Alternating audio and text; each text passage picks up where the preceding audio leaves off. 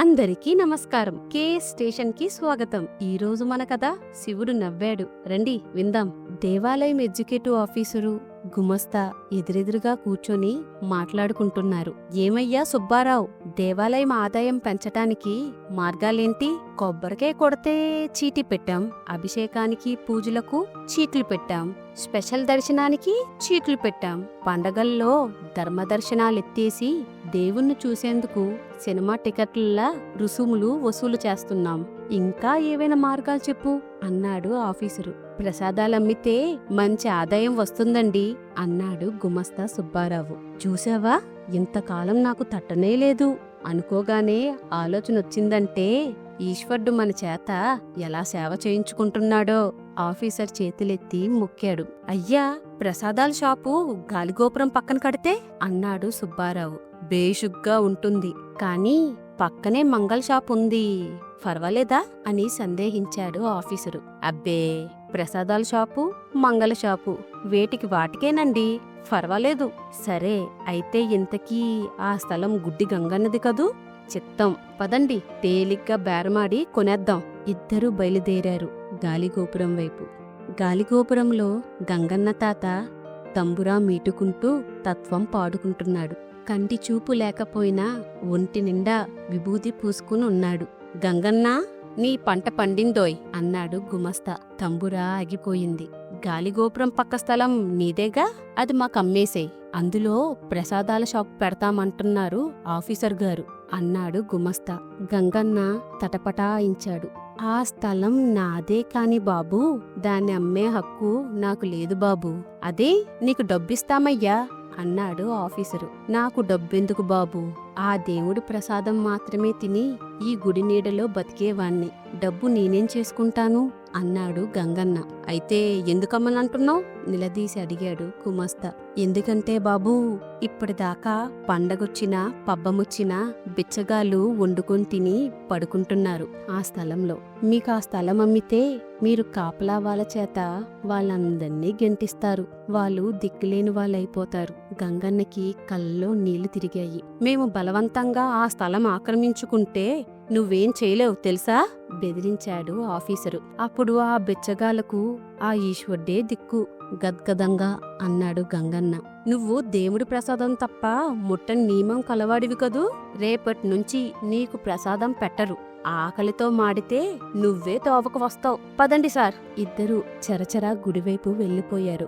గంగన్నకు 4 రోజులు ప్రసాదం పెట్టలేదు. శివనామం జపిస్తూ మంచినీళ్లతో కాలక్షేపం చేశాడు. 5వ రోజు గంగన్నకు ఆవేశం వచ్చింది.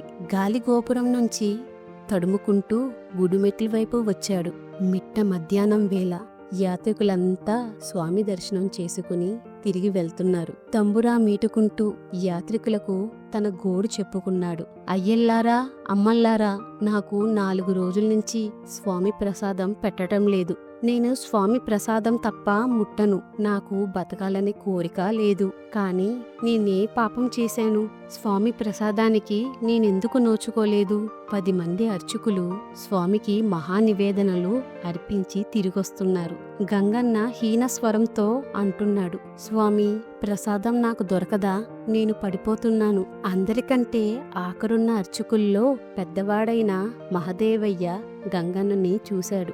గబగబా వచ్చి తూలి పడబోతున్న గంగన్నని పట్టుకున్నాడు. మహదేవయ్య కళ్ళ నిండా నీళ్లు. మహదేవయ్య కూడా స్వామి ప్రసాదం తప్ప ఇతరం స్వీకరించడు. ఆయనకు గంగన్నను చూస్తుంటే గుండె కరిగిపోయింది. మహదేవయ్య గారు, మీరు మడిగట్టుకుని ఆ గుడ్డోని ముట్టుకుంటున్నారా అన్నాడు ఆఫీసరు. మహదేవయ్య మహానివేదన పళ్ళెం పక్కన పెట్టి గంగన్నని మెట్ల మీద కూర్చోబెట్టాడు. యాత్రికులంతా మూగారు. అతను మడిగట్టుకునే ఉన్నాడండి. రా గంగన్న, రా. స్వామి ప్రసాదం తప్ప ఇంకేది ముట్టని నియమం నా ఒక్కడికే ఉందనుకున్నాను. ఇవాళ ఈశ్వరుడు నా కళ్ళు తెరిపించి, ఒరేయ్, నీలాంటి భక్తులు నాకింకా ఉన్నారా అని చెప్పాడు. రా గంగన్న, స్వామి 4 రోజుల నుంచి చిరునవ్వు నవ్వటం లేదయ్యా. దానికి కారణం ఇప్పుడు తెలిసింది. ఇవాల్టి నుంచి స్వామి ప్రసాదం ముందు నీకు పెట్టి ఆ మిగిలిందే నేను తీసుకుంటాను, రా.